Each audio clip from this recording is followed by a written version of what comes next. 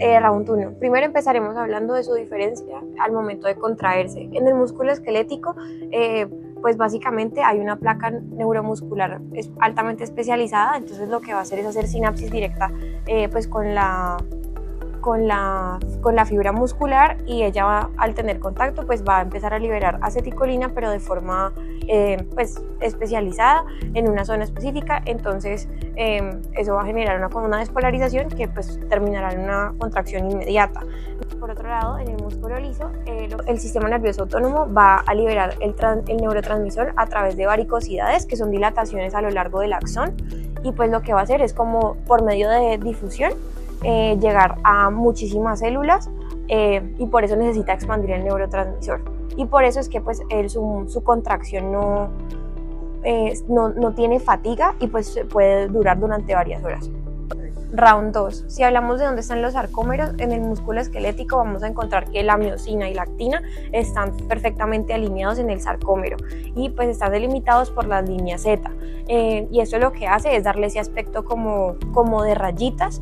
Y en el músculo liso vamos a encontrar que son cuerpos densos que van a tener como unos puntos de anclaje para la actina, y es por esto que estos se pueden como torcer.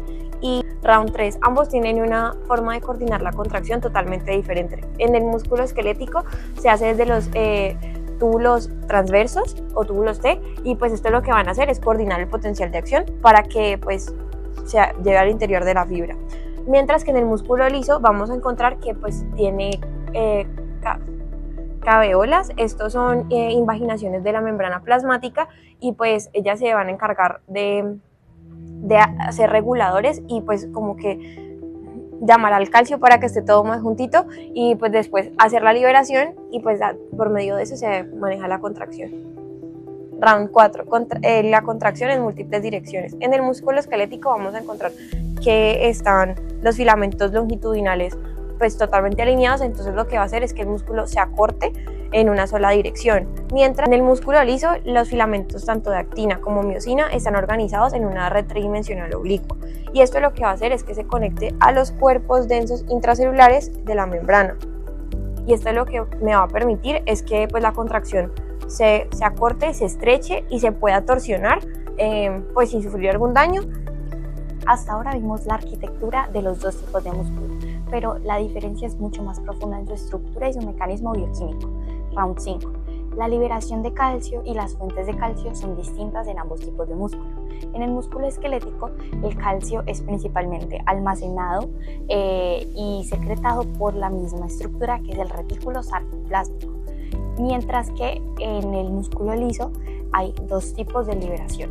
Una primera liberación que es por el retículo sarcoplasmático, pero es en menor cantidad ya que no está tan desarrollado como en el músculo esquelético. La principal liberación de calcio y fuente de calcio en el músculo liso es por el líquido extracelular y los canales de calcio activados por voltaje, por ligando, y esto es muy fundamental porque gracias a estos canales es que entra ese calcio que es fundamental para la contracción muscular. Round 6. El mecanismo y los sensores de calcio son diferentes en el músculo esquelético y en el músculo liso. En el músculo esquelético tenemos una proteína llamada la troponina C. Esta lo que hace es detectar el calcio y va a generar que la tropomiosina, que es otra proteína que se está encargando de tapar los sitios activos de la actina que son para la miosina, estén tapados. Entonces lo que hace la troponina es que desplaza la tropomiosina y permite que la miosina se una a los sitios activos de la actina y se genera el mecanismo de puentes cruzados. Mientras tanto, en el músculo liso no tenemos troponina C. Lo que tenemos es a la calmodulina, una proteína que debe unirse a los iones de calcio para activar una enzima que se llama sinasa de cadena ligera de miosina. Esta enzima es la principal encargada de fosforilar una de las cabezas de miosina, las de la cadena ligera, y permiten que se active esa miosina. Cuando se active esa miosina es que esta se puede unir a la actina y se genera la contracción muscular. Entonces, la diferencia entre el músculo esquelético y el músculo liso es que el músculo esquelético tiene la troponina C, no activa la miosina porque la miosina ya está activa, mientras que la calmodulina debe existir para unirse al calcio y activar en sí a la enzima para que se genere la contracción muscular. Round 7. Ahora por último vamos a hablar de la enzima sinasa de cadena ligera de miosina. Esta es una enzima que se encarga de regular la actividad en el músculo liso de la actina y de la miosina para la generación de los puentes cruzados de la contracción muscular. Lo principal que tenemos es que es una enzima que se encarga de fosforilizar la cadena ligera de la miosina para que pueda activarla su función ATPasa encargada de la contracción muscular. Tenemos principalmente que la sinasa de cadena ligera de miosina se va a activar cuando el calcio y la calmodulina se unen entre ellos y estos se van a unir directamente a la enzima. Cuando se unen a la enzima la activan y por eso es que se fosforiliza la cabeza de la miosina, de una parte de la miosina que se llama la cabeza regulador.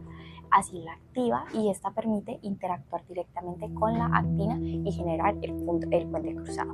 Es muy diferente al músculo esquelético porque el músculo esquelético no utiliza ninguna de estas enzimas. El músculo esquelético ya tiene la miosina activa para la contracción muscular. Round final. Ahorita vamos a hablar sobre una de las diferencias más fascinantes entre lo que es el músculo estriado y lo que es el músculo liso, que es la eficiencia energética. Vamos a ver que el músculo estriado, para que llegue a su contracción, vamos a necesitar una unión constante de lo que es la miosina y lo que es la actina, y esto me va a consumir ATP. Sin embargo, vamos a ver que el músculo liso va a tener un mecanismo fisiológico especializado llamado el mecanismo de cerrojo.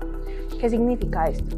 Que vamos a mantener una contracción muscular durante un largo tiempo sin gastar ATP o energía de más. ¿Cómo funciona esto? Vamos a ver que la cabeza de miosina va a estar unida a la actina durante un tiempo prolongado, que es lo que me genera la contracción del músculo, y esto no va a necesitar más ATP adicional. Entonces, ahorita vamos a hablar sobre por qué el músculo liso no se fatiga. La respuesta está en la velocidad contráctil con la que se realiza esto. Entonces, vamos a ver que en el músculo estriado la ATP miosina se va a desgastar de manera muy rápida. Si bien me va a generar contracciones potentes, van a desgastarme una gran cantidad de energía ATP.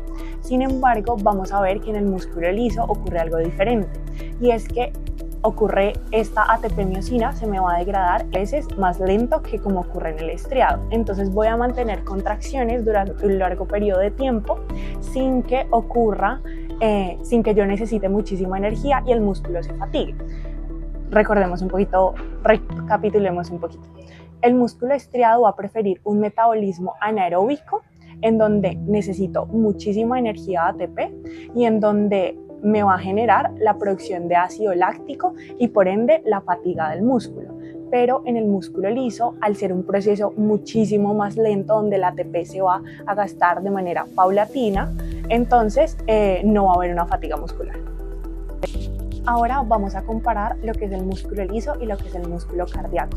Si bien ambos músculos son muy eficientes a la hora de evitar la fatiga, van a tener mecanismos completamente diferentes. Por un lado vamos a tener al músculo liso. Este músculo liso, como ya lo hemos visto, va a evitar la fatiga reduciendo su consumo de energía o gastando muy poco ATP. Mientras que el cardíaco lo que va a hacer es completamente diferente. Va a gastar muchísima energía, pero esto lo va a lograr gracias a que en sus células hay una gran cantidad de mitocondrias y mioglobina, lo que permite una producción constante de energía. Entonces vemos que ambos son bastante opuestos a la hora de evitar la fatiga. Por un lado, el músculo liso lo hace ahorrando energía, mientras que el cardíaco lo hace produciendo muchísima energía. En conclusión, vimos que aunque el músculo estriado y el músculo liso utilizan los mismos elementos básicos, como lo son la actina, la miosina y el calcio, la forma en cómo se regulan y se organizan es completamente distinta. Por un lado, vimos que el músculo estriado está diseñado para permitir movimientos voluntarios inmediatos, pero que requieren un alto consumo energético. Por su parte, el músculo liso está diseñado para eficiencia extrema. Entonces, su organización en red, la activación por calmodulina y el mecanismo de cerrojo le permiten mantener la contracción durante largos periodos con un gasto mínimo de ATP. Es así como ocurre el tono vascular y el control de los órganos internos. Una tercera estrategia que vimos fue la del músculo cardíaco.